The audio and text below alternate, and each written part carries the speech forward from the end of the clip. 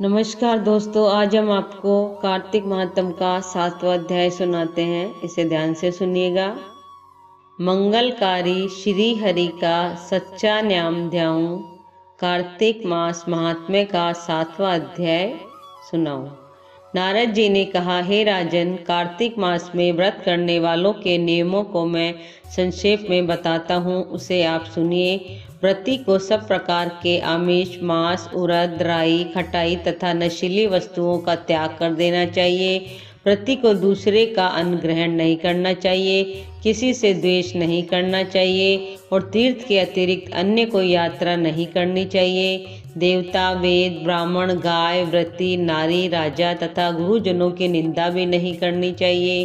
व्रती को दाल, तिल, पकवान व दान किया हुआ भोजन ग्रहण नहीं करना चाहिए।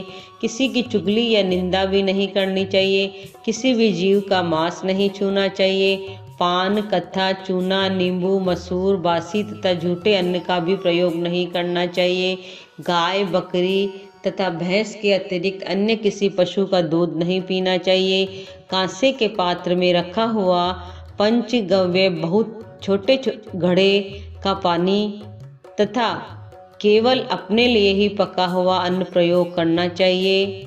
कार्तिक माह का व्रत करने वाले मनुष्य को सदैव ब्रह्मचर्य का पालन करना चाहिए।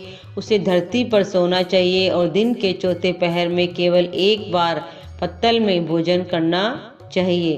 प्रति कार्तिक माह में केवल नरक चतुर्दशी, जिसे छोटी दीपावली भी कहा जाता है, के दिन ही शरीर में तेल लगा सकता है। कार्तिक माह में व्रत करने वाले मनुष्य को सिंघाड़ा, प्याज, मट्ठा, गाजर, मूली, काशीफल, लौकी, तरबूज इन वस्तुओं का बिल्कुल प्रयोग नहीं करना चाहिए।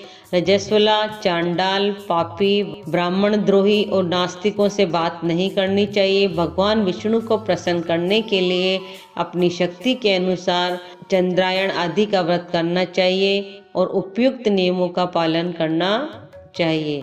प्रति को प्रतिपदा को कुम्हड़ा, द्वितीया को कटहल, तृतीया को तरुणी स्त्री, चतुर्थी को मूली, पंचमी को बेल, षष्ठमी को तरबूज, सप्तमी को आंवला, अष्टमी को नारियल, नवमी को मूली, दशमी को लौकी, एकादशी को परवल, द्वादशी को बेर, त्रयोदशी को मट्ठा, चतुर्दशी को गाजर तथा पूर्णिमा को शाक का प्रयोग नहीं करना चाहिए। रविवार को आंवला का प्रयोग नहीं करना चाहिए।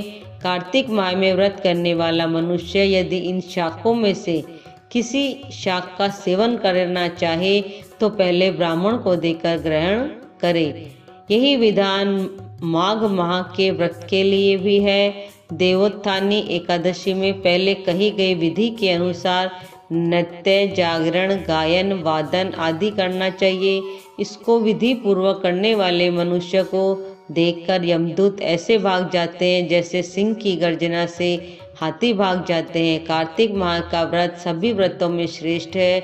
इसके अतिरिक्त जितने भी व्रत यज्ञ है वह 1000 की संख्या में किए जाने पर भी किसी इसकी तुलना नहीं कर सकते, क्योंकि यज्ञ करने वाले मनुष्य को सीधा वैकुंठ की प्राप्ति होती है। जिस प्रकार राजा की रक्षा उसके अंग रक्षक करते हैं, उसी प्रकार कार्तिक माह का व्रत करने वाले की रक्षा भगवान विष्णु की आज्ञा से इंद्रादि देवता करते हैं। व्रती मनुष्य जहाँ कहीं भी रहता है वहीं पर उसकी पूजा होती है, उसका यश फैलता है। उसके निवास स्थान पर भूत, पिशाच आदि कोई भी नहीं रह पाते। विधि पूर्वक कार्तिक माह का व्रत करने वाले मनुष्यों के पुण्य का वर्णन करने में ब्रह्मा जी भी असमर्थ है। यह व्रत सभी पापों को नष्ट करने वाला, पुत्र पौत्र प्रदान करने वाला और धन धान्य की वृद्धि करने वाला है।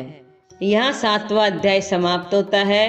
इसे लाइक कीजिए और चैनल को सब्सक्राइब कीजिए। जय जय श्री राधे।